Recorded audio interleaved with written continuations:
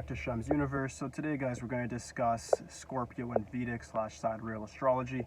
So Scorpio is a very misinterpreted zodiac sign.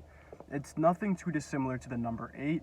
Scorpio has a lifetime of transformation, of going through different things that transform their outlook, possibly their physical body, and just their perspective and their spirituality as a whole. This is due to the planet that governs Scorpio, which is Pluto.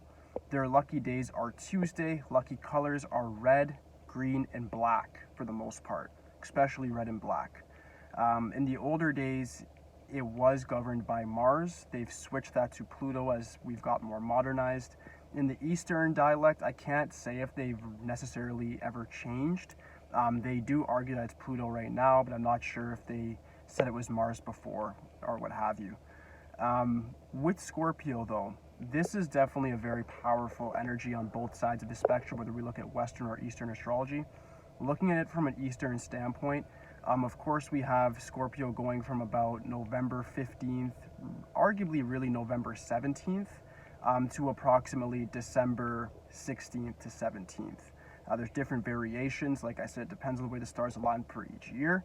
You need a professional astrologer to actually tell you exactly whether you're on a cusp, or if you're, well, no matter what, you're on a cusp in those few days, but if you're going to be necessarily be a Libra or a Scorpio or a Sagittarius or a Scorpio, depending on the exact date you were born. There could be some borderline arguments, but for the most part, I'd argue November 15th to December 15th is where you'll be good to go to 100% you are a Scorpio in the Eastern side of things. So these guys are very, very forceful. This is a fixed sign. Their modality is just go, go, go. They're very much about fighting against opposition. They don't shy away from war. Even though they're a water sign, they have all the intuition and emotions of a water sign. However, they're able to kind of control it in a way that's very different from Pisces and Cancer. Their water can almost turn into ice. That's the only way water stays still. And like you always hear, like still waters run deep. That's the real saying for Scorpio, is that you do not want to mess with these people, especially when it comes engaging in war. They'll dissect who you are as a person, they'll dissect your lifestyle, and they will exact revenge on you at the right time. Very much like a reptile, like they can wait years and they can just plan their attack, and they have the patience to get it done. They have that feminine energy to say, okay, I'll be receptive, I'll be patient, I'll wait in the darkness, I'll wait in the shadows, and then execute a perfect attack when the time is right.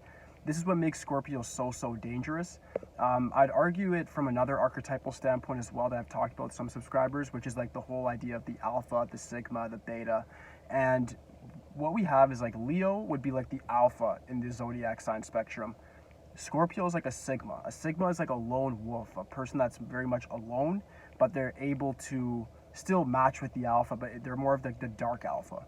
And that's what the Scorpio really is that they're the dark form of the alpha. These guys, of course, start off as scorpions. If you get near them, they will sting you.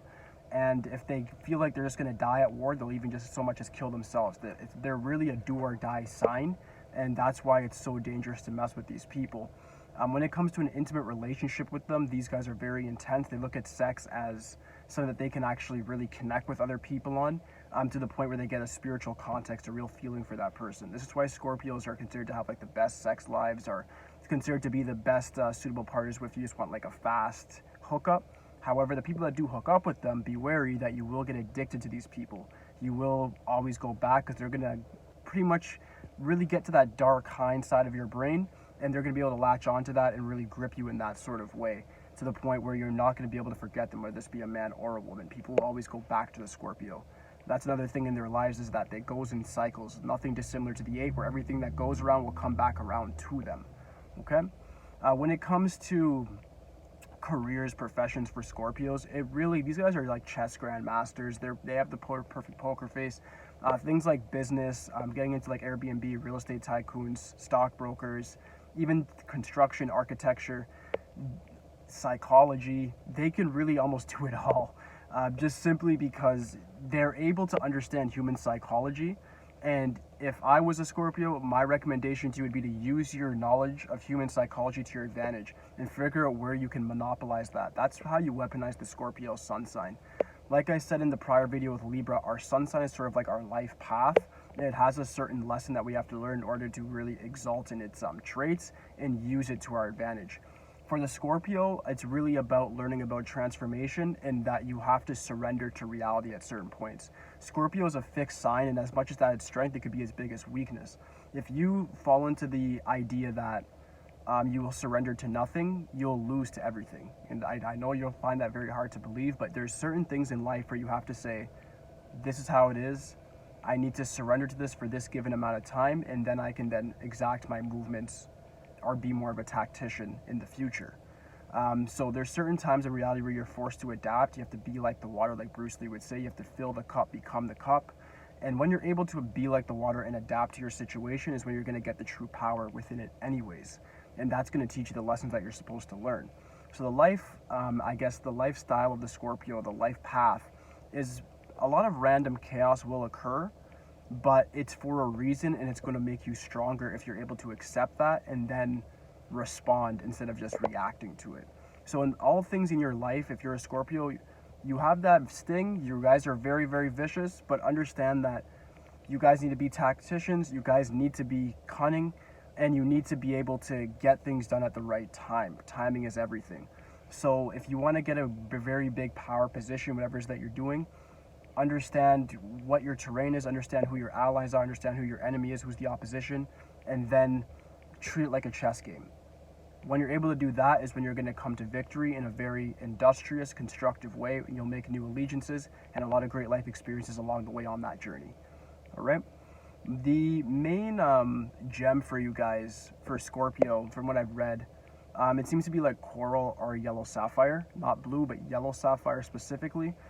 This will help you guys with material gains and also with attraction. If you want to wear that even on the right side, a ring, you guys can really, if it's showing a lot, you guys can really get a lot of good luck with it, especially with the yellow sapphire. It'll attract a lot of good business success to you and make you much more likable. A lot of times with Scorpio, you guys are very intimidating. Even if you don't realize it, people get kind of thrown off by you guys because your aura is very strong. Especially if you have a numerology life path of number 1 or 8 or even a 4, you're going to come across as even more intimidating. So be wary of that. Follow the advice with the gems. Like I said, red and black are good colors for war, but if you're trying to get like more peace, maybe a yellow or a green might help a little better. Even something blue can be a little bit more soothing.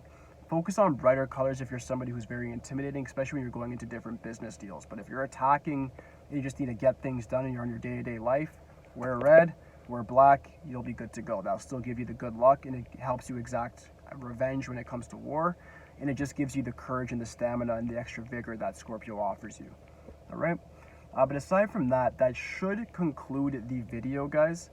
The last thing that I really just do want to bring up very quickly is the symbolism of Scorpio has changed a little bit when it comes to Eastern astrology. They definitely do consider it a scorpion. However, they view the evolution of the scorpion into an eagle. A scorpion will stay on the ground and go into its corner, but the eagle ascends and then flies. What I was saying with the acceptance part of your life path is that you guys have to accept the wind that you're going on and then glide, and that's the way you're able to go up.